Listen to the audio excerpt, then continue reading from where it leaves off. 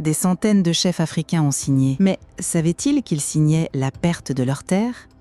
Écoute bien ce que Stanley est venu imposer au cœur du Congo.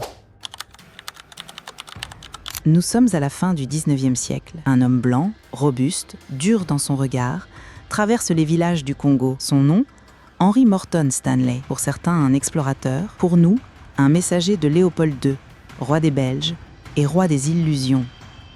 Dans ses bagages, pas seulement des armes, il porte aussi des papiers, des textes, rédigés dans une langue que la plupart des chefs ne peuvent lire. On les appelle des traités. Stanley sourit, offre des cadeaux, un peu de tissu, parfois de l'alcool, parfois un fusil. Il dit « Signe ici et nous serons alliés.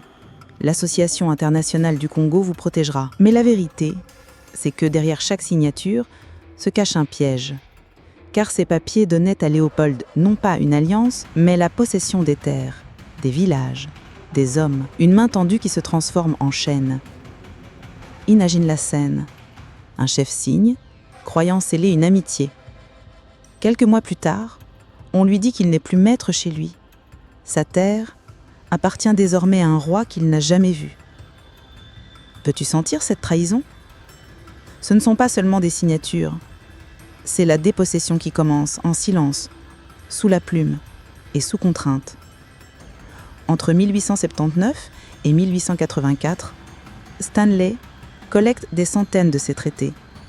Et ces papiers, utilisés plus tard en Europe, deviendront la preuve que Léopold II peut revendiquer le Congo comme son domaine privé.